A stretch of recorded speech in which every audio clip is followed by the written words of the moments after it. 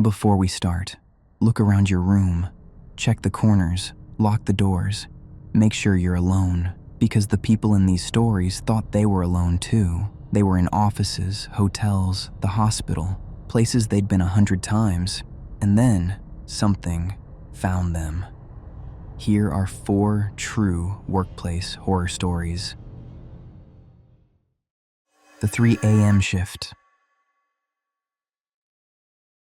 I've worked the night shift for 12 years, not by choice mostly. It started as a way to make extra money, then it just became my life. You get used to it after a while. The silence, the darkness, the way the world feels different when everyone else is asleep. I work IT support for a large office building. Most nights, I'm the only person in the entire place. 30 floors of empty offices, meeting rooms, cubicles, and me. Just me and the hum of the servers. Management loves it. One person can handle the whole building overnight. Saves money.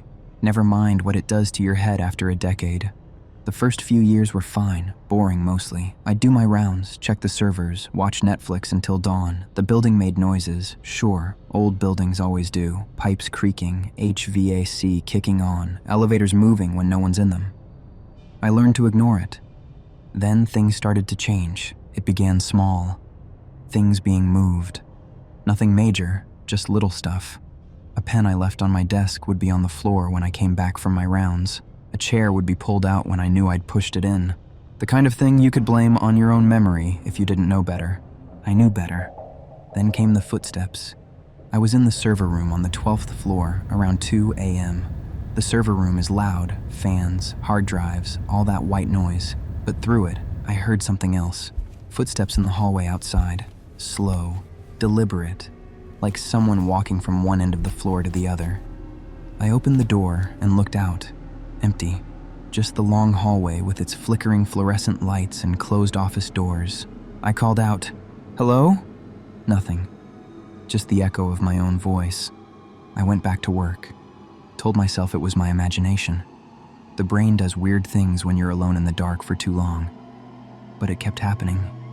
Every night, around the same time, I'd hear footsteps, sometimes on my floor, sometimes above me, sometimes below.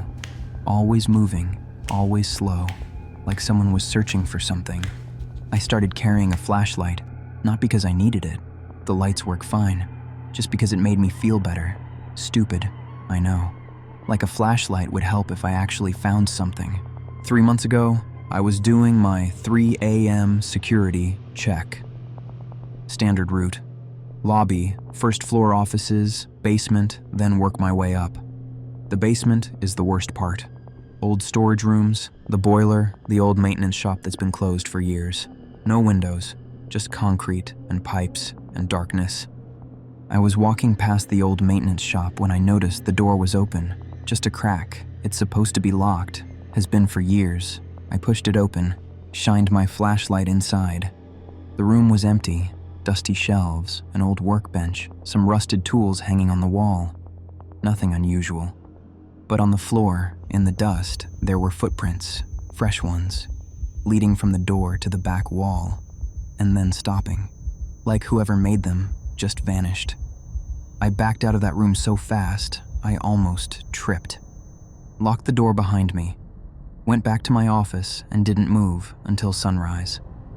I didn't tell anyone. What was I going to say? I found footprints in a locked room? They'd think I was crazy. The next night, I brought a small camera, set it up in the hallway, pointing at the maintenance shop door. Figured if something was happening, I'd catch it. I reviewed the footage at 5 a.m. At 2:47 a.m., the door opened by itself, just swung open slowly. No one was there, nothing visible, just the door opening like someone had pushed it from the inside. Then, 30 seconds later, it closed again. Same slow movement, same nothing visible. I watched that clip maybe 20 times, trying to find an explanation. Draft? No, the hallway has no windows. Someone playing a prank? There's no one else in the building. I checked the locks myself every night. I stopped going to the basement after that, just marked it as checked on my log and stayed on the upper floors. Cowardly, maybe, but I didn't care. The footsteps didn't stop. They just moved. Now I hear them on my floor, outside my office door, pacing back and forth while I sit at my desk, pretending to work, pretending not to notice. 2 weeks ago, I was at my desk around 3:30 a.m., headphones on, trying to focus on a movie. I felt something, a presence, like someone was standing right behind me. I turned around. Nothing, just my empty office. The chair against the wall, the filing cabinet, the window looking out into the dark hallway. But on the window, there was a handprint, condensation, like someone had pressed their palm against the glass, and it was still there, still fresh. I sat there staring at that handprint for I don't know how long. My heart was pounding so hard I could hear it in my ears. I got up and wiped it away, told myself it was nothing, just temperature difference, just my imagination. But here's the thing about handprints. They don't appear on the inside of a window, not unless someone is already in the room with you. I started looking into the building's history, found old newspaper articles online. Turns out, 20 years ago, a security guard worked this same shift, same building, same hours. One night, he just disappeared, never went home, never found. They searched everywhere, the building, the surrounding area, everything, nothing. The case went cold. They assumed he just walked away from his life. Happens sometimes. But his name was David. And the maintenance shop in the basement? That was his favorite spot, according to the old articles. He'd take his breaks down there. Said it was quiet. I don't know if what's in this building is David. I don't know if it's something else. All I know is that I'm not alone here. I haven't been alone for a long time. I've put in my notice at work. 2 more weeks, and I'm done. Never working nights again. Never working alone again. But last night, at 3 a.m., I heard something new. Not footsteps this time. Something else. My name. Whispered. From the hallway. Just once. David. That's not my name, but it was someone's. The basement. I took a night security job because I needed money, simple as that.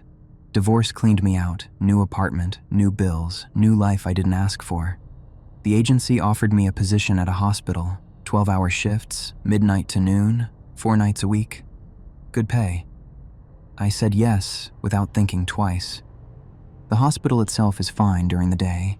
People everywhere. Nurses, doctors, visitors, patients, noise, light, life. But at night, something changes. The hallways get quiet, the lights dim in certain sections, and you start to notice things. My job was simple. Patrol the building, check doors, make sure no one was where they shouldn't be. Most of it was boring. I'd walk my rounds, drink bad coffee, count the hours until sunrise. The basement was part of my route. I didn't think much of it at first. The basement has all the normal stuff. Cafeteria kitchens, storage rooms, engineering, the morgue. During the day, it's busy. People coming and going, food service workers, maintenance crews. Normal. But after 8 p.m., when most of the day staff go home, the basement empties out. And that's when it gets strange. The first few weeks were fine. Quiet, but fine. Then I started hearing things. Footsteps mostly, behind me in hallways where no one was, around corners I hadn't reached yet. I'd stop and listen, and they'd stop too. I'd call out, "Security, anyone there?" Nothing, just the echo of my own voice. I told myself it was the building, old pipes, HVAC systems. Hospitals are full of weird sounds, everyone knows that. Then came the voices. I was doing my round around 2 a.m., walking past the old X-ray department when I heard them. Whispers. Not loud enough to make out words, but definitely human. Multiple voices, coming from somewhere ahead. I followed them. Walked down hallway after hallway, and the voices always stayed just ahead, just out of reach. I couldn't get closer, couldn't make out what they were saying. Then suddenly, silence, like someone turned off a radio. I stood there in the empty hallway, heart pounding, and tried to convince myself it was nothing.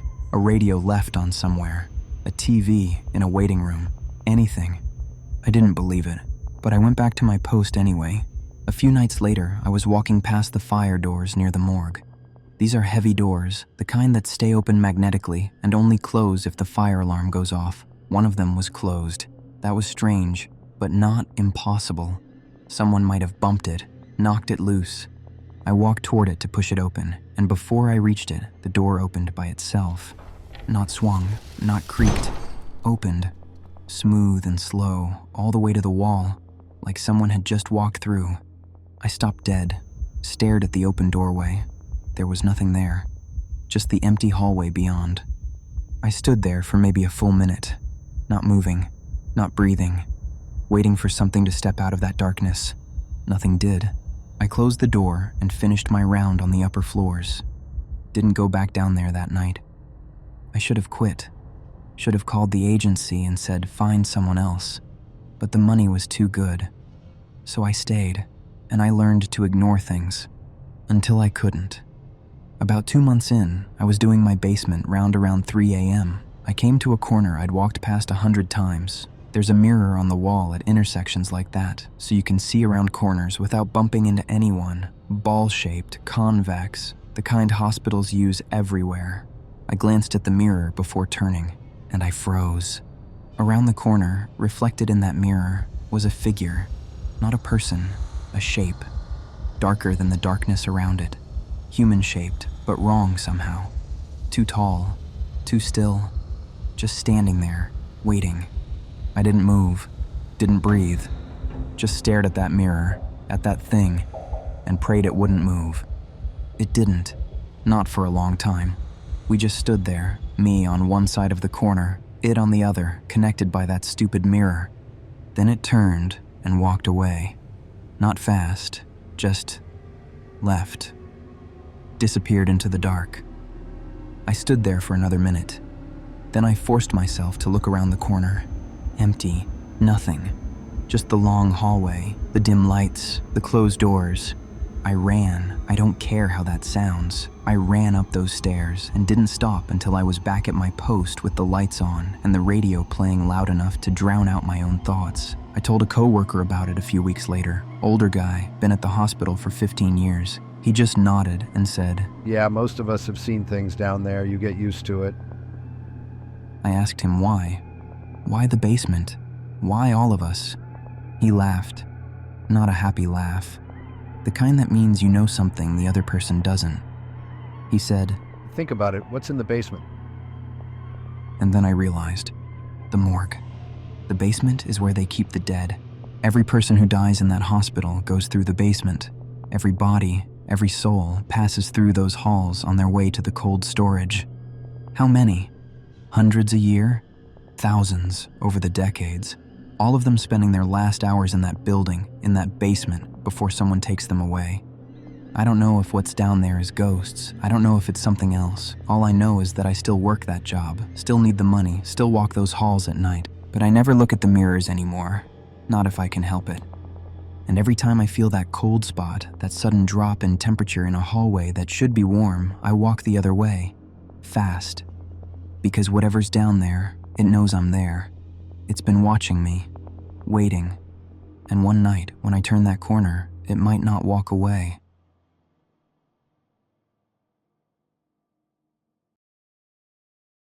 Room 207.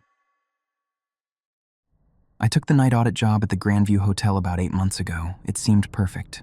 Quiet shift, 10 at night to 6 in the morning, just me and the front desk and an empty lobby. I'd check in the occasional late guest, run the nightly reports, and spend the rest of the time reading or watching movies on my laptop.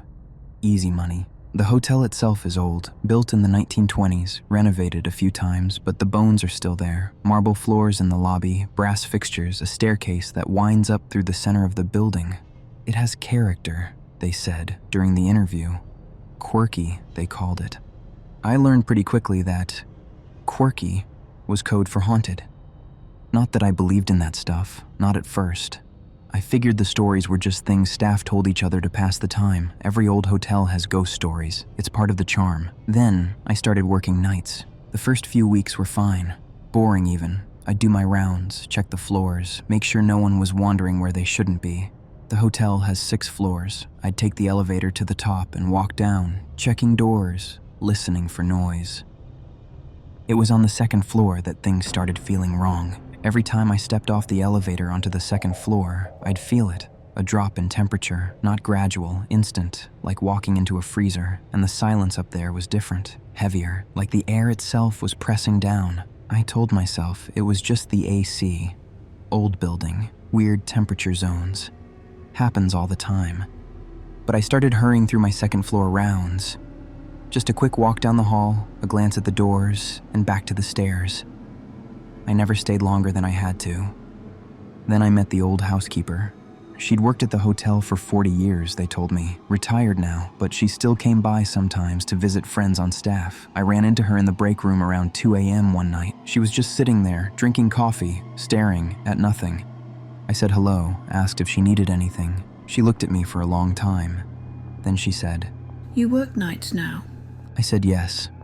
She nodded, took another sip of coffee. Then she said, "You ever been to the second floor, room 207? I said yes, every night. She said, "Don't go in there." I asked why. She set down her coffee and looked at me with eyes that had seen too much. She said, 30 years ago, a man killed his wife in that room, shot her 3 times. Then he shot himself. They found them both the next morning. The room stayed closed for months while they cleaned." I didn't know what to say. I just nodded. She said, "Since then, guests complain about that room. Bad dreams, cold spots, things moving at night. We keep it locked now. No one stays there." I asked, so why would I go in? She said, "Because sometimes the door opens by itself, and if it's open, you'll look. Everyone does." She stood up, rinsed her cup, and walked out. Didn't say goodbye. I went back to my desk and tried to forget about it. A few weeks later, around 3 a.m., the fire alarm went off. Not the whole building, just the panel at my desk, beeping, showing a fault on the second floor. I grabbed my flashlight and headed up. Standard procedure, check the floor, make sure there's no fire, reset the alarm. I stepped off the elevator onto the second floor. The temperature dropped like always. The hallway was empty, silent. No smoke, no fire, nothing. I walked toward the alarm panel at the end of the hall.